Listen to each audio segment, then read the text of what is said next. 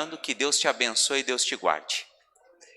Hoje começa não só uma semana, mas sim um estilo de vida diferente que vai transformar o seu viver. Você pode ter certeza disso. Hoje nós iremos começar um encontro com Deus, um encontro com o amor. E com certeza você quer encontrar esse amor em pessoa, que é Cristo Jesus, não é verdade? Com certeza você quer colocar os seus problemas, suas aflições, suas dificuldades nas mãos desse tão grande amor que é Cristo Jesus, nosso Senhor. Deus, Ele fez de tudo para te salvar. Imagine quão difícil foi deixar a luz para vir nas trevas. Imagine quão difícil foi deixar o infinito para ser um homem somente.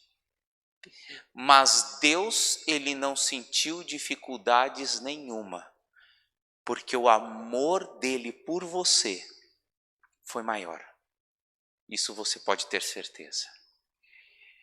Agora, o meu ponto e o seu ponto é retribuição. O que nós devemos fazer é retribuir. Retribuir o amor do verdadeiro amor em nossa vida. Nós estamos entrando na Semana Santa. Hoje é domingo de Ramos. Um momento em que a humanidade para refletir a paixão de Cristo. Não paixão somente, mas o amor de Cristo por cada um de nós. E para nós abrirmos um pouco mais o nosso coração para deixar Cristo entrar mais. Eu queria convidar você a abrir o seu coração nesse momento. Nós chamamos essa semana especial de Semana Santa, num jargão mais genérico de semana de oração. E nós não poderíamos deixar de orar nessa semana. Certamente você veio aqui para a igreja com algum pedido no coração. Algo está aqui ou aqui para ser resolvido na sua vida. E eu queria orar por esse pedido, por essa necessidade que você tem. Existe alguém que chegou aqui na igreja hoje precisando de uma graça de Deus? Levanta sua mão. Amém. Eu queria fazer um convite para você vir, se você quer receber, se você quer colocar essa necessidade nas mãos de Deus. Eu queria te convidar para vir aqui à frente comigo, para a gente pertinho orar a Deus e pedir a Deus que Deus use o poder dele na sua vida para que essa tua necessidade seja concretizada. Tem alguém que quer vir aqui e falar: pastor, eu estou com um problema sério na vida. Eu preciso de uma graça, eu preciso de uma libertação. Eu preciso de uma cura. Eu preciso resolver um problema em casa, em algum lugar. Tem alguém? Queria vir aqui à frente? Pode vir aqui.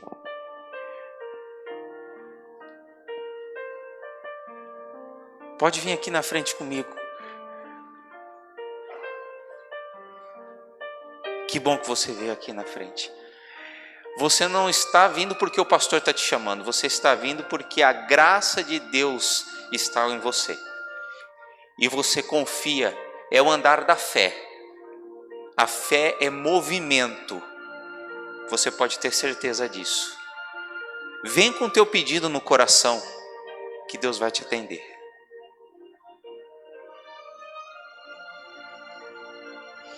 Eu não sei qual que é o seu problema. Eu não sei qual é a sua súplica que está doendo aqui no teu coração. Mas eu posso ter certeza que Deus vai atendê-la. A necessidade vai ser suprida. A doença vai desaparecer. O problema familiar vai ser resolvido. Não porque o pastor é forte, não porque o pastor é poderoso, é porque o teu bom pastor está nesse momento aqui e vai te amparar e vai te proteger. Feche seus olhos, curve sua fronte, vamos falar com o nosso Deus. Senhor Deus, obrigado porque o Senhor tem nos abençoado e nos guardado. Obrigado porque Deus Espírito Santo nos trouxe até aqui para aprendermos de Ti e para confiarmos mais em Ti. Pai amado, humildemente apresento essas pessoas para Ti, Pai amado. São homens, mulheres, jovens, que eles estão aqui à frente porque têm fé e confiam que o Senhor operará maravilhas na vida deles, na família deles, no emprego deles. Os pedidos estão no coração e eles estão revelando para o Senhor nesse momento, Pai amado. Por favor, Pai amado, não pelos nossos méritos, porque somos falhos e pecadores, mas pelo sangue vertido na cruz do Calvário, atende às nossas necessidades, cura as nossas feridas, resolva os nossos problemas, cumpra, Senhor, a sua fidelidade no nosso viver, não porque nós temos condição de pedir isso, mas porque nós confiamos na Tua misericórdia, Pai amado. Nos entregamos a Ti. Obrigado pelo Teu amor por nós. É isso que nós lhe pedimos em nome do Senhor Jesus. Amém, Senhor. Amém. Que Deus abençoe a todos. Podem se assentar, certos de que Deus ouviu o seu clamor e a sua necessidade. Enquanto nossos irmãos se assentam, deixa eu dar um recadinho. Se existe crianças aqui até 9 anos de idade, nós temos uma salinha muito especial para eles, que é a nossa Semana Santa Infantil, que está acontecendo aqui ao lado com a equipe da professora Cláudia também, tá certo? Então estamos ali, podem levar lá, se não sabem o lugar, um diácono, tá certo? Ou a recepção te orienta, ok? Quero mencionar aqui que a recepção está uniformizada, estão muito bonitos, parabéns a todos, tá certo? E a igreja também louva a Deus por isso, ok? Hoje nós iremos falar, não podemos deixar de falar em Semana Santa se nós não falarmos na cruz, não é verdade?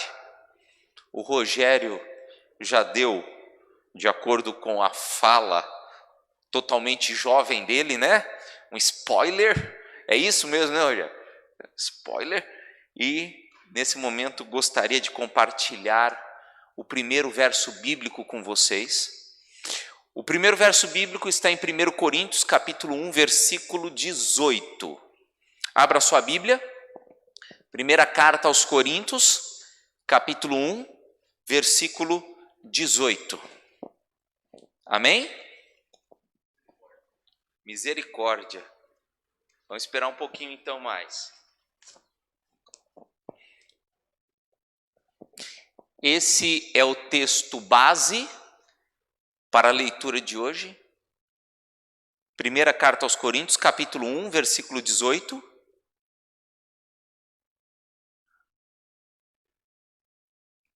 Ok? Podemos ler? Se você não encontrou, está com dificuldade, levanta a mão. É no Novo Testamento, tá?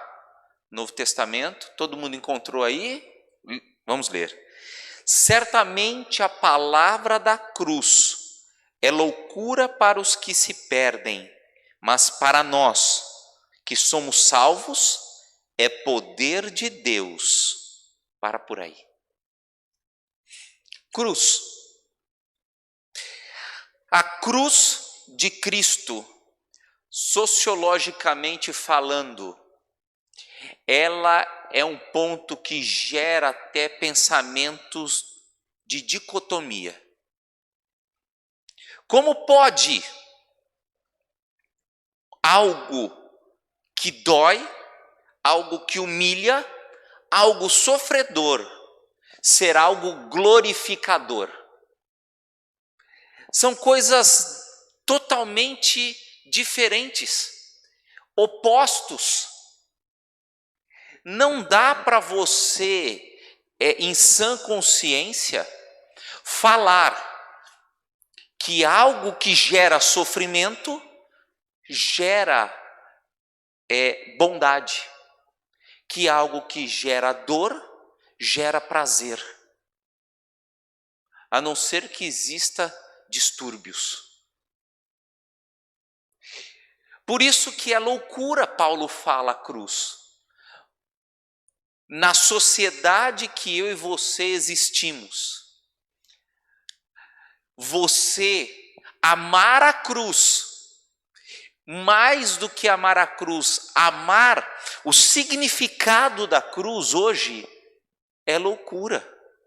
No mundo em que o mundo prega o amor ao vício, o amor ao status, o amor ao dinheiro, o amor ao colorido desse mundo, quando você diz que você se priva de coisas para amar a Cristo, em amor a Cristo, as pessoas falam, isso é loucura. Por quê? Eu e você conseguimos entender. Porque nós somos imbuídos com Deus Espírito Santo. Mas aquelas pessoas que ainda estão em trevas espirituais, que não foram iluminadas com a luz da revelação da verdade, essas pessoas não conseguem entender que é prazeroso para você deixar coisas, se abster de coisas que antes te dava prazer, para seguir a cruz. A cruz de Cristo, ela fala até hoje. Fala para as ovelhas e fala para os lobos. O reverberar da cruz de Cristo vem de séculos a séculos, entrando como algo prazeroso no coração das ovelhas e também entrando como algo incompreensível no coração de lobos. A questão não é a cruz, é quem recebe a cruz. A questão que a cruz não é loucura por si, é como você a interpreta. A cruz, ela não surgiu em Jesus. A crucifixão não surgiu quando Jesus nasceu. A cruz era um instrumento de tortura e suplício sírio-fenício. Não era nem romano. Os medo-persas também pegaram e eles eram sanguinários. Faziam com que as pessoas sofressem dias a fio para que a cruz fosse um instrumento de tortura. Os romanos tomaram para si como principal instrumento de tortura também. A penalidade capital máxima em Roma era a cruz. Existia a prisão, existia o pagar tributos, mas quem era crucificado eram os piores dos piores. Não para pagar, mas para humilhar. O pagamento da cruz não era tanto sofrimento, apesar que existia, era a humilhação. A cruz era instrumento de vergonha, de nojo, de escárnio. Até então, que no primeiro e segundo século, o cristão não tinha como símbolo a cruz. A cruz veio a ser símbolo de cristianismo no terceiro século, quando a igreja começou a se institucionalizar com Constantino e assim por diante. Na época das perseguições aos cristãos, eles usavam outros símbolos, como a oliveira, o peixe e outros mais. Aí a cruz veio do terceiro século para frente. Hoje é status você carregar uma cruz no peito, não é verdade? Mas hoje o que Deus quer de você não é que você somente carregue uma cruz no peito, mas que você carregue o significado da cruz no coração. Isso é o mais significativo. Vamos analisar, vamos ver um pouquinho da cruz hoje. Gostaria que você abrisse sua Bíblia em Lucas capítulo 23 agora. Vamos ler um pouquinho do capítulo 23 e um ou outro versículo do capítulo 24.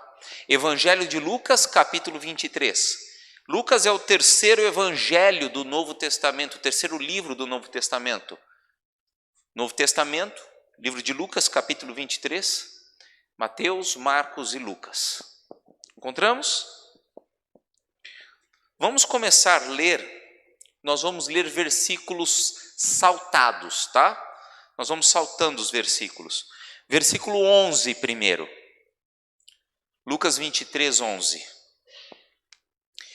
Mas Herodes, juntamente com a sua guarda, tratou com desprezo e, escarnecendo dele, fê-lo vestir-se de manto aparatoso e devolveu para Pilatos. Agora nós vamos ler o versículo 16. Portanto, após castigá-lo, soltá-lo-ei. E era-lhe forçoso soltar-lhe um detento por ocasião da festa. Toda a multidão, porém, gritava: fora com este, solta-nos Barrabás. Agora versículo 27. Seguiu numerosa multidão, e o povo e também mulheres que batiam no peito e lamentavam. Porém Jesus, voltando-se para ela, disse: filhas de Jerusalém, não choreis por mim, chorai ante por vós mesmas e por vossos filhos. Porque dias virão em que se dirá: bem-aventuradas as estéreis, que não gerarem nem amamentarem. Agora nós vamos para o 33. Quando chegaram ao lugar chamado Gólgota, ali crucificaram bem como aos malfeitores, um à direita, outro à esquerda. Versículo 35. O povo estava ali e a tudo observavam. Também as autoridades zombavam e diziam: salvou a outros e a si mesmo se salve, se é de fato o Cristo de Deus, o escolhido. Igualmente os soldados o escarneciam e, aproximando-se, trouxeram no vinagre e disse: se tu és rei do judeu, salva-te a ti mesmo. Para por aí. Aqui nós vemos uma visão de Deus, uma visão de Cristo, do Deus Cristo, que é uma visão de um Deus sofredor. No primeiro momento em que Lucas ele vem escrevendo o evangelho dele, Lucas ele não foi um discípulo de Cristo, seguindo Jesus junto com Pedro, Tiago, João. Lucas ele foi um apóstolo, um seguidor de Cristo, que ele fez uma pesquisa de campo para escrever o Evangelho e para escrever o livro de Atos. Ele não foi uma testemunha ocular. Lucas, ele foi um historiador pesquisador. E Deus conservou a pesquisa de Lucas, porque foi uma pesquisa muito abençoada pelo Espírito Santo. Lucas, a primeira visão de Cristo na cruz que ele vê, foi um Cristo sofredor, um amor sendo julgado. Primeira coisa que nós vemos aqui é um Jesus julgado. O amor verdadeiro em pessoa sendo julgado. Hoje em dia, existe uma máxima que todo amor vale, e o amor não se julga, o amor se aceita. Não quero entrar no mérito e discutir sobre isso, mas o verdadeiro amor, o amor celestial, ele foi julgado. Ele foi julgado primeiro pelos fariseus, homens da lei. Quem eram os fariseus? Os fariseus, eles eram as pessoas que mais sabiam de Bíblia. Eles eram doutores na Bíblia. Eles eram os doutores que formavam os pastores da época, ou os rabinos da época. Se uma pessoa entendia de Bíblia, entendia de salvação, entendia de Deus, era o fariseu. E eles não viram nada a não ser um mestre que colocava em revolta as pessoas. Revolta, não uma revolta social, mas uma revolta de acordo com os ensinos farisaicos. Ele foi julgado porque os fariseus não permaneceram fiéis à palavra de Deus. Ele foi julgado pelos fariseus porque os fariseus quiseram fazer da palavra de Deus algo que beneficiasse eles e não que servisse o povo. Você vê algo parecido hoje por aí no meio evangélico, cristão e assim por diante? Só uma perguntinha para você pensar. O amor, ele foi julgado pela inveja dos fariseus.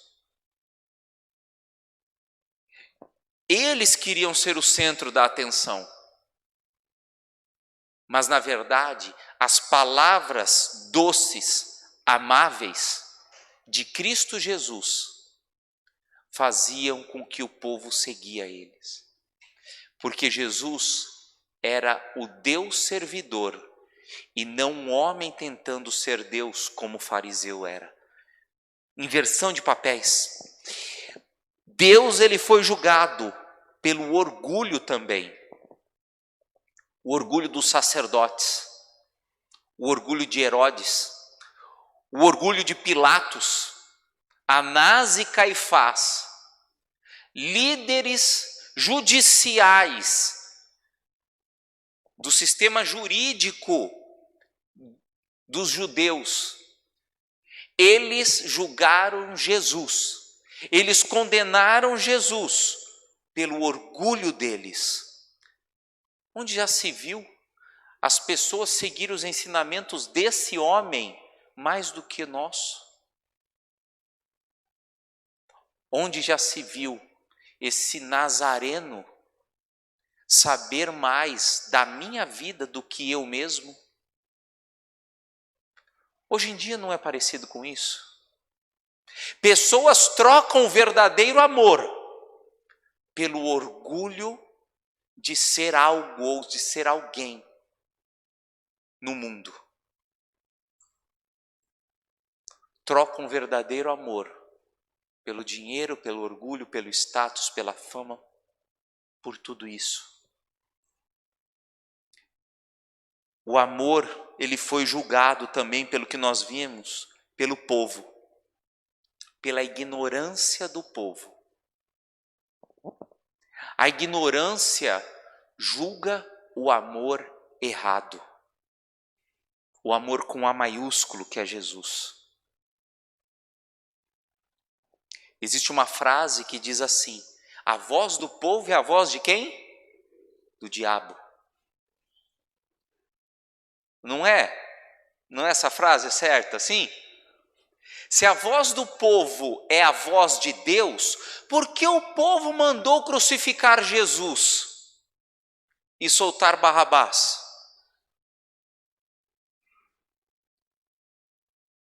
Em questão bíblica, nem sempre a maioria tem razão. A voz do povo que anda nos caminhos de Deus é a voz de Deus. Mas a voz do povo, quando eu falo povo, eu falo mundo, não é a voz de Deus, porque o mundo está corrompido com o pecado. O Antigo Testamento, o profeta fala, enganoso é o quê? O coração. Mais do que qualquer outra coisa, quem vai conhecê-lo? Entenda uma coisa. A falta de cultura bíblica, a ignorância bíblica leva você também a desistir do amor de Deus. Leva você a andar por caminhos tortuosos e até crucificar Jesus. E eu queria fazer um apelo para você. Abra o seu coração para as verdades bíblicas. Não fique preso à tradição eclesiástica ou à tradição desse mundo. Não tenha aquela síndrome de Gabriela que os psicólogos falam. Eu nasci assim, eu cresci assim, eu vou morrer sempre assim, para sempre Gabriela, igual Jorge Amado falou. Não seja isso. Tenha disposição de aprender a palavra de Deus. A ignorância não salva. A ignorância faz você ficar perdido. Faz você andar sem rumo e sem direção. O conhecimento, por isso que São João 8,32 fala: e conhecereis a verdade vos libertará, te conduzirá para a salvação, para o caminho correto. Jesus, ele foi um Deus sofredor, ele foi humilhado também. O amor foi humilhado na cruz pelas pessoas e pelos soldados. Os romanos desenvolveram técnicas de crucifixão no decorrer dos anos. Os romanos tomaram para si a cruz como instrumento de pena capital 1 século antes de Jesus.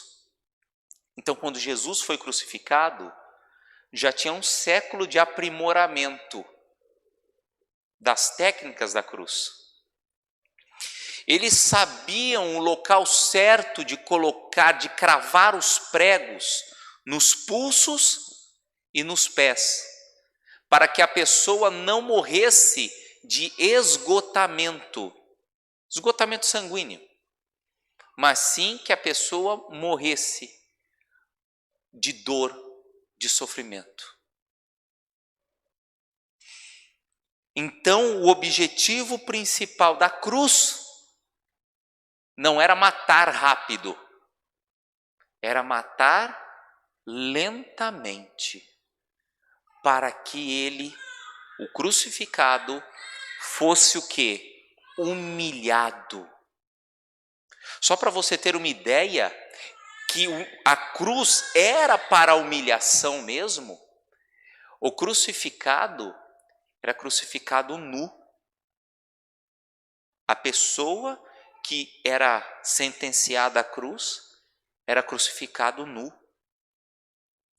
Só na Idade Média, no começo da Idade Média, as pinturas começaram a surgir, começaram a colocar um pano cobrindo a nudez das pessoas crucificadas, mas era nu que era crucificado. Para quê? Para dar vergonha, para humilhar. Era terrível isso. A cruz, Jesus, ele foi crucificado. O Deus que te exalta, ele sofreu humilhação. O Deus que te eleva, ele foi rebaixado. O Deus que te coloca em patamares superiores, foi inferiorizado ao extremo. Tudo por quê? Pelo amor. Pelo amor que ele sente por você. A cruz doía, porque a posição da cruz, muito tempo com os braços esticados, enche os pulmões de água. E a maioria dos crucificados, eles morriam afogados nos seus próprios fluidos, porque o pulmão paralisava. Será que foi muita dor? Será que os pregos enferrujados transmitindo tétano doeram muito? Jesus, ele sofreu. A dor era enorme, mas não era maior do que o amor dele por você. Ele foi cuspido no rosto, humilhado. E isso tudo por você. Sabe de uma coisa? Não foram os pregos que seguraram Jesus na cruz.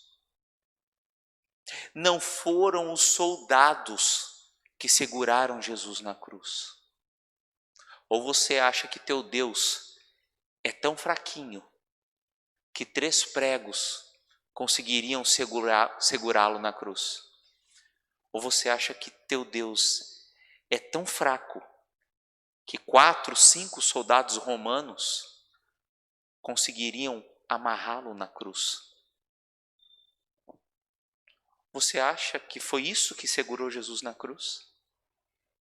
O que segurou Jesus na cruz foi ele olhar para o futuro e ver você aqui hoje.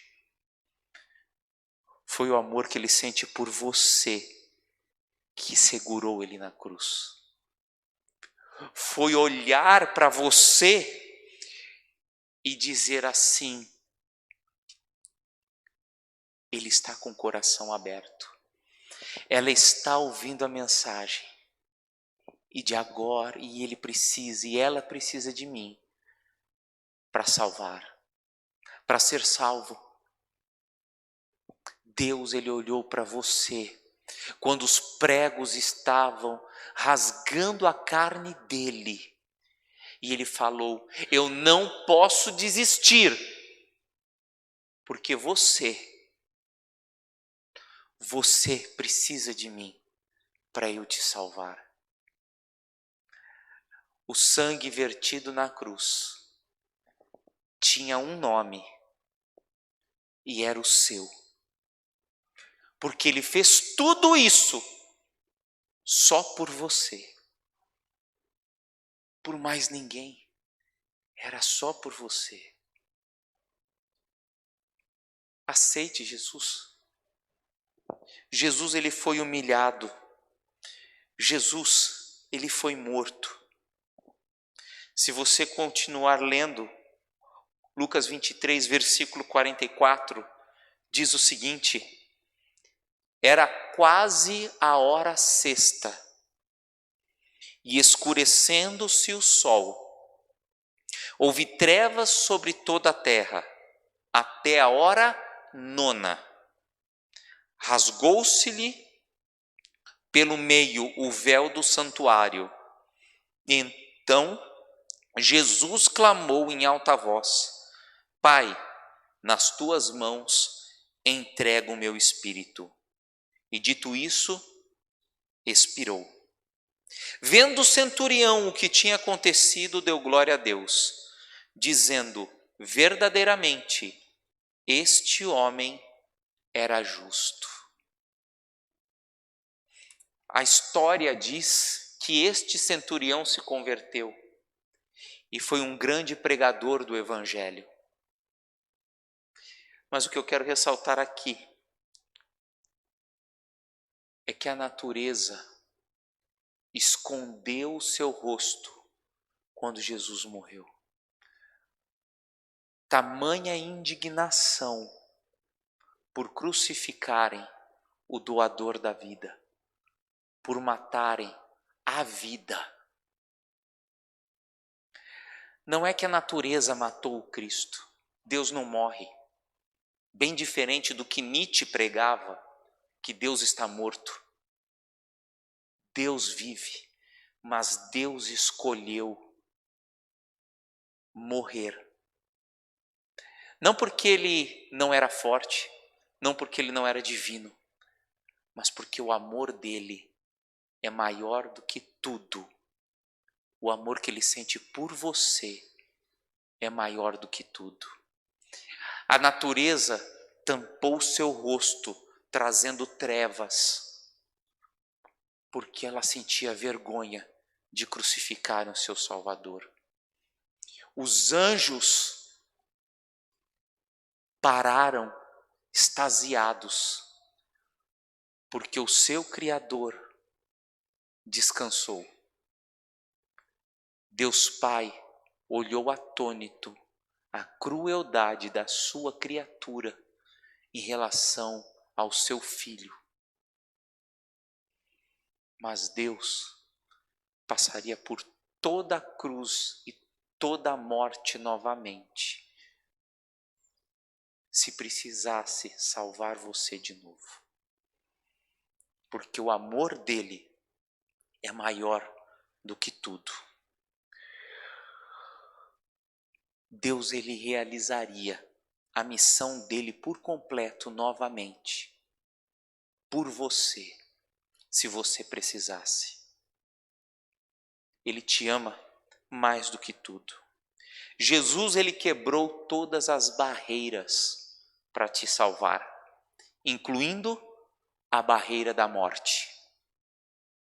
Jesus, ele decidiu sofrer, ser humilhado para te salvar. Ele sentiu fome, sede, sono. O Deus do universo, que tinha os melhores manjares, passou fome por você. O Deus do universo, que tinha toda a prata e o ouro na sua mão, passou necessidade por você. O Deus do universo, que tinha e é toda a vida,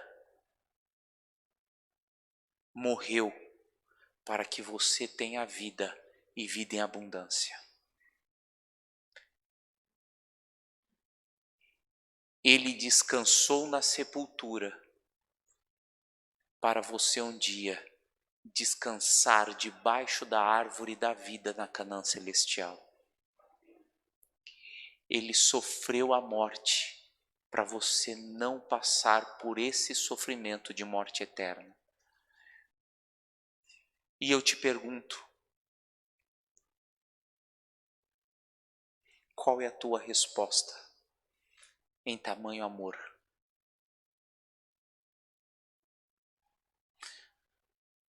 Olha para a cruz. O que ela diz para você? Deus deu tudo por você. O que você precisa dar para Cristo? Deus, ele fez tudo. O que você precisa fazer para Cristo? Deus, ele hoje está de braços abertos, esperando você chegar a ele. Você sabe por que Cristo foi crucificado de braços abertos? Porque você ainda não se achegou tão perto dele para ele fechar os braços e te abraçar. E do mesmo jeito que na cruz ele estava de braços abertos, hoje ele está de braços abertos te esperando. Qual é a sua decisão? Nesse momento eu gostaria que o Espírito Santo trabalhasse no teu coração e que Deus falasse para você tomar uma decisão de se entregar verdadeiramente, porque Ele se entregou verdadeiramente por você. Que você olhe para a cruz e veja como Cristo te amou de verdade, como Cristo se entregou por você. A Isabela vai cantar agora uma música que fala do amor de Cristo na cruz e como você pode retribuir esse amor. Eu queria que nesse momento você tomasse uma decisão. Aí aonde você está, não vou falar para você vir aqui na frente agora não, porque é uma questão muito sua e Deus. Enquanto a Isabela canta, fecha os seus olhos e pensa no que está impedindo você de chegar perto de Jesus e Jesus te abraçar.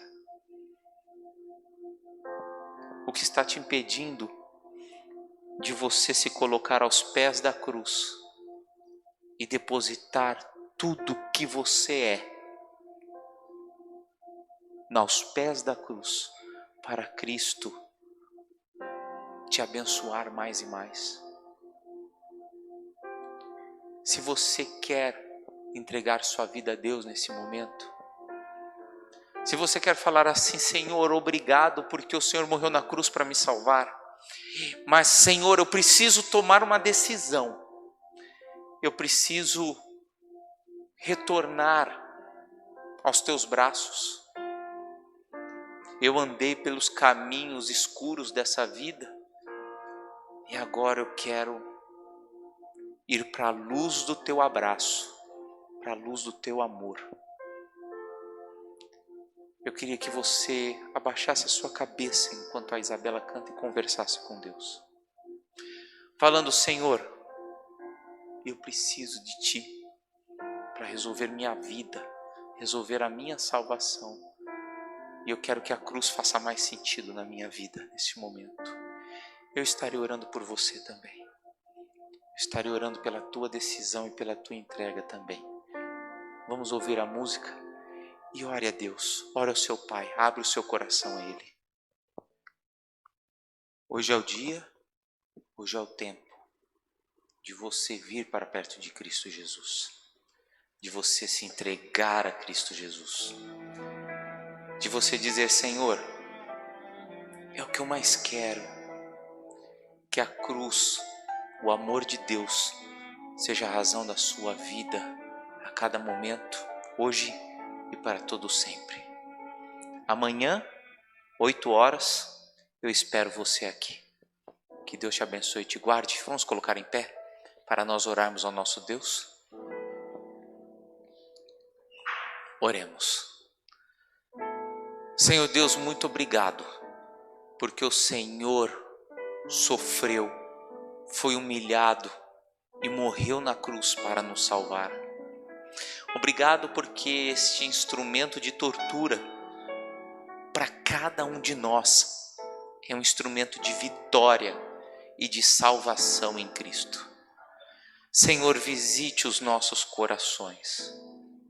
Impressiona, Senhor, o nosso ser. Que nós possamos entender que o Senhor deve ser a razão da nossa vida.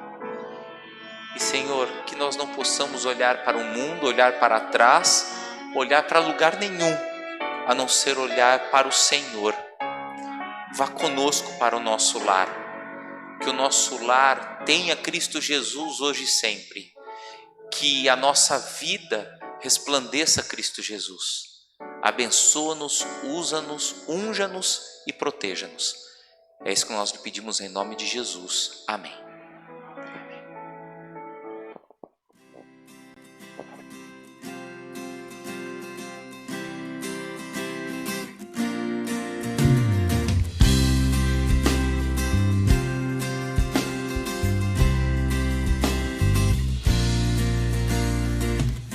Senhor, em mim habitar, pois quero ser templo teu. Quando eu sair deste lugar, que Jesus permaneça em mim. Permaneça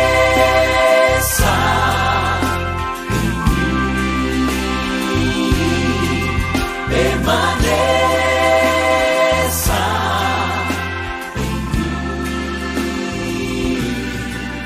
Permaneça.